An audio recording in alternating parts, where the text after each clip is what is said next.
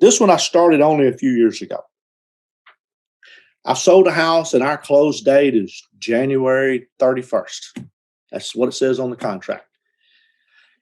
If they're getting a loan, the only person that determines the close date is the lender, and specifically the lender's underwriter and closing department.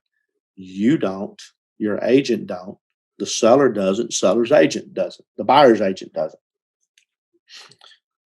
Lender's going to close it when they're ready. So what that means is, unfortunately, many contract dates come and go. Okay.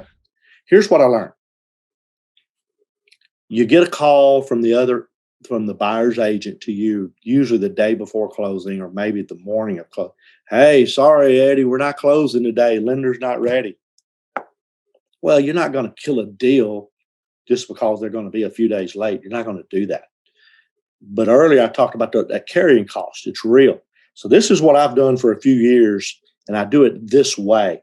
If I try to charge them a per diem on the first time they miss the close date, I get a lot of pushback. But here's what I do.